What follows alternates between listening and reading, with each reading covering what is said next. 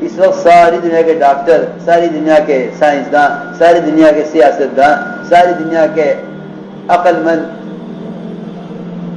وہ اسباب سے بیماریوں کا مقابلہ کرنے کو بتلا رہے ہیں۔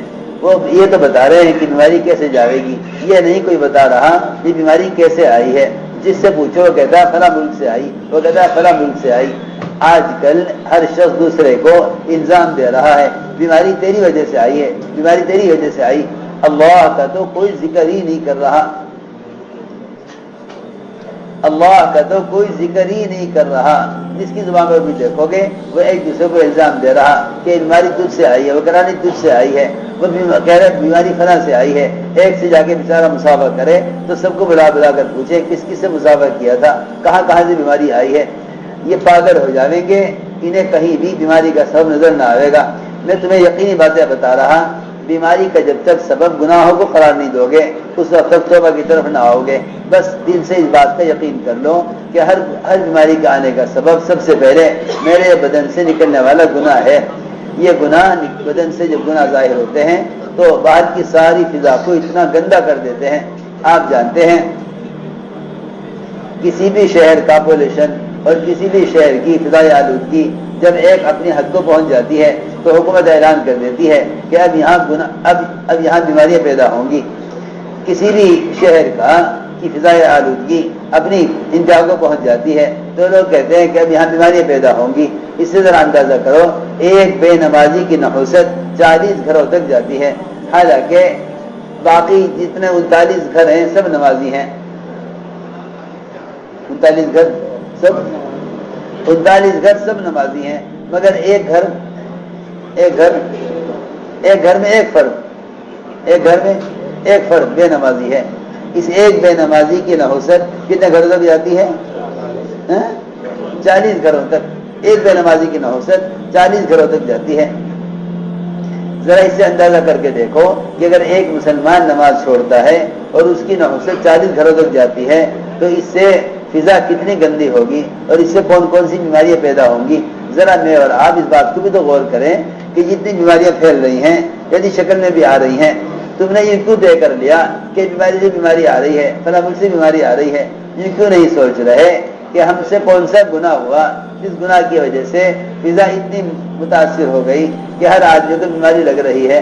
میرے دوستو عزیزو، ذرا ہمیں غور کرنا چاہیے کہ جسمانی بیماری سے کہیں زیادہ گناہ اور منکرات یہ بیماریوں کو متعدی بنانے والے اور بیماری سے بیماری پیدا کرنے والے ہیں۔ بس یہ موقع ہے کہ ایک ایک کو دعوت دے کر منکر کے ماحول سے نکالا جائے۔ یہ موقع کام چھوڑنے کا نہیں، یہ موقع کام کرنے کا ہے۔ یہ موقع کام چھوڑنے کا نہیں، یہ موقع کام کرنے کا ہے۔ تمہیں جہاں تک ہو سکے اس وقت افراطی دعوت دو، ایک دوسرے کو استغفار پر، اللہ تعالیٰ سے معافی مانگنے پر، اور ہر ایک کو گناہوں کے اعتراف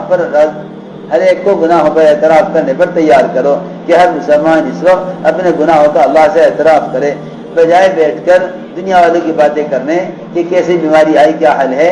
اس وقت یہ سوچنے کی ضرورت ہے کہ اللہ رب العزت ناراض ہو کر اللہ تعالیٰ نے ایک وبا کو مسلط کیا ہے، تو یہ وبا ان لوگوں کو ہٹا دی جاتی ہے اور عذاب ان لوگوں کو ہٹا دیا جاتا ہے جو مسجدوں کو اعمال سے آباد رکھتے ہیں۔ تم جتنا بھی ہو سکے ایک آدمی یا 2 آدمی 4 آدمی اگر مسجد میں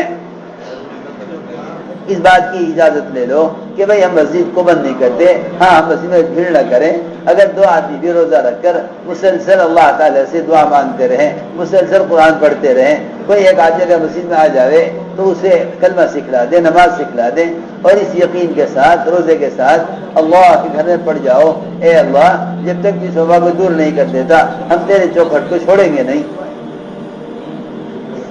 میرے دوستو عزیزو، ڈاکٹروں کی بھی تو خوشامد لوگ کر رہے، تم اللہ کی خوشامد کیوں نہیں کر لیتے؟ سائنسدانوں کی بھی خوشامد لوگ کر رہے، تم اللہ کی خوشامد کیوں نہیں کر لیتے؟ جب معاملہ اللہ کے ہاتھ میں ہے تو مخلوق پر محنت کرنے سے عذاب کیسے ٹل جائے گا؟ ہمیں چاہیے کہ مسجدوں میں کوشش کرو، میں نہیں کہتا کہ کسی قانون کا مقابلہ کرو، اگر قانون تمہیں مسجد سے روکنے پر آ گیا تو اللہ قانون کے مقابلے میں آ جائیں گے، مگر تم اس بات کی کوشش کرو کہ چاہے 2 ہی آدمی ہو روزے رکھ کر مسجد میں بیٹھ جاؤ۔ عورتوں کو چاہیے اپنے گھروں کے اندر روزے رکھیں۔ یہ موقع لایانی باتیں کرنے کا نہیں.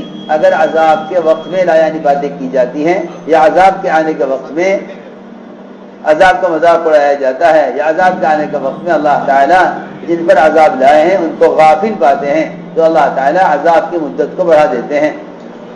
اگر اللہ تعالیٰ کسی عذاب کے لانے کے وقت غفلت پاتے ہیں ایمان والوں میں یا جن پر اللہ تعالیٰ گناہوں سے ناراض ہو کر عذاب لائے ہیں, اگر ان کو عذاب کے وقت غافل پاتے ہیں, کیونکہ اللہ عذاب لاتے ہیں جگانے کے لیے, کسی کو ہلا ہلا کر بھی اٹھایا جائے اور وہ نہ اٹھے تو پھر اس کو سزا دی جائے گی. اللہ رب العزت جو عذاب لاتے ہیں وہ جگانے کے لیے, متنبہ کرنے کے لیے, متوجہ کرنے کے لیے لاتے ہیں. اگر اس موقع پر اللہ نے ہمیں غافل پایا تو اللہ تعالیٰ کی ناراضگی بڑھ جائے گی. یہ موقع ہنسنے ہنسانے کا یا یہ موقع بیماری پر تبصرے کرنے کا یا یہ موقع محض اسباب کے تذکرے کرنے کا نہیں ہے. یہ موقع اس کا نہیں کہ بیماری کہاں سے آئی, یہ موقع اس کا ہے ہر شخص اپنے گناہوں کو یاد کرے. یہ موقع بیماریوں کے آنے کے اسباب تلاش کرنے کا نہیں ہے اور یہ موقع اسباب پر ریسرچ کرنے کا نہیں. یہ موقع تو اپنے گناہوں کو یاد کرنے کا ہے.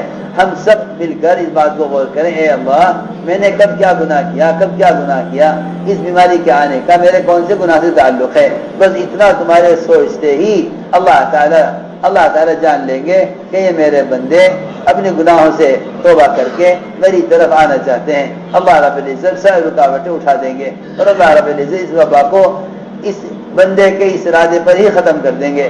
اس لیے کہ جب بندہ گناہوں میں جری ہو جاتا ہے تو اللہ رب العزت بلا میں ڈال دیتے ہیں, اور جب بندہ گناہوں کا اعتراف کر لیتا ہے تو اللہ رب العزت بلاؤں کو ہٹا دیتے ہیں.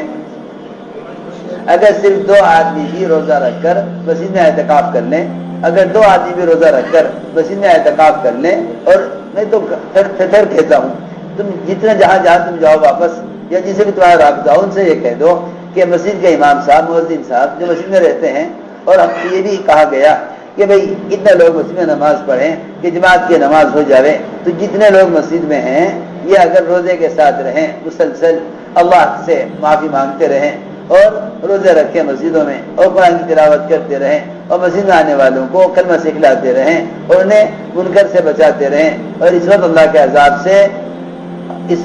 عذاب کے اس آنے کو ان کے گناہوں سے جوڑ کر بدلاتے رہیں, تو میں تو سمجھتا ہوں کہ اللہ تعالیٰ اس عمل کے کرنے پر اپنے اس وعدے کو پورا کر دیں گے جس میں آپ نے فرمایا حضور اکرم صلی اللہ علیہ وسلم نے کہ جو لوگ مسجدوں کا اعمال سے آباد رکھتے ہیں اللہ ان کی وجہ سے وہ عذاب ہٹا دیتے ہیں جس عذاب کا آنا مقدر ہو چکا ہے. جو عذاب اللہ کے یہاں سے آ چکا ہے, اس کے آنے کا فیصلہ ہو چکا ہے, اس عذاب کو بھی اللہ ہٹا دیتے ہیں مسجد کو اعمال سے آباد کرنے والوں کی وجہ سے. تم اس وقت یہ مت سوچنا کہ یہ مسجدوں کو چھوڑنے کا وقت ہے. مسجدوں کو چھوڑو گے, جو عذاب مسجدوں کو چھوڑنے کی وجہ سے آیا ہے وہ عذاب مسجدوں کو چھوڑنے سے ختم نہ ہوگا. جو عذاب مسجدوں کو چھوڑنے کی وجہ سے آیا ہے وہ عذاب مسجدوں کو چھوڑنے کی وجہ سے ہٹے گا نہیں. یہ موقع اس کا ہے کہ تم روزے رکھو, عورتیں گھروں میں روزے رکھیں. تم سارے مسجد کے ائمہ سے, مؤذنین سے, مسجد کے خادموں سے کہو کہ تم تو مسجد میں رہتے ہو نا, بس تم مسجد میں روزے سے رہو. تم تو ایسے لگ جاؤ اللہ کی خوشامد میں کہ صبح سے لے کے شام تک ہی سارے مسئلے کو حل کرا دو. دیکھو تو صحیح, اس وقت تو ساری دنیا میں بخار کی آگ پھیلی ہوئی. مدینہ منورہ میں پہاڑ سے آگ نکلی جو سارے مدینے کو جلا کر ختم کر دیتی. عمر رضی اللہ تعالیٰ عنہ سیدھے مسجد میں گئے,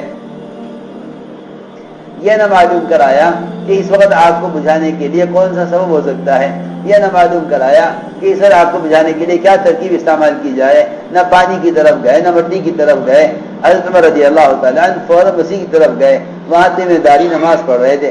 فرمایا تمیم, یہ آگ نکلی ہے, تمہاری ذمہ ہے کہ اس آگ کو سمیٹ کر پہاڑ میں داخل کر کے آؤ. میں تم سے یقین سے کہتا ہوں اگر اس وقت مسلمان اعتکاف کر لے مسجد میں روزے کے ساتھ تو یہ اس ساری بخار کی آگ کو ساری دنیا سے مسجد میں بیٹھا بیٹھا ایسا سمیٹ دے گا.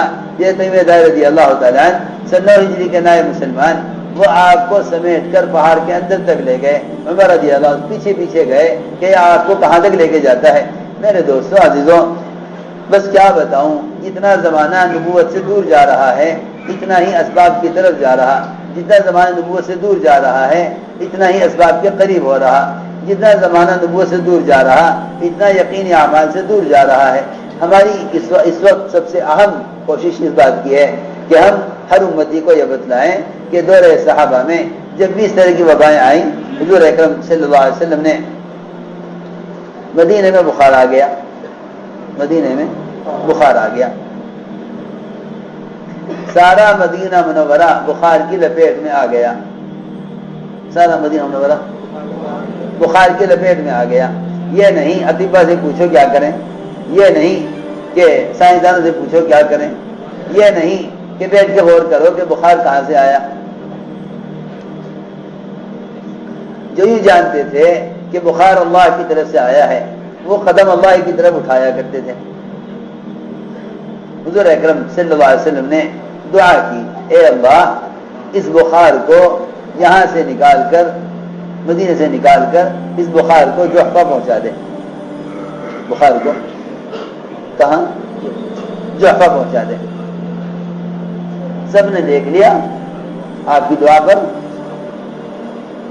آپ کی دعا پر دیکھ لیا کہ ایک سیاہ رنگ کی عورت، کالے رنگ کی، اس کے بال خوب بکھرے ہوئے، بالکل پاگل اور مجنون عورت، سیاہ رنگی، انتہائی وحشتناک، بال اس کے بکھرے ہوئے، وہ مدینے سے نکلی، وہ مدینے سے نکلی اور جحفہ کی طرف سے نکلی۔ میں دیکھو یہ بخار نکل گیا، یہ جا رہا۔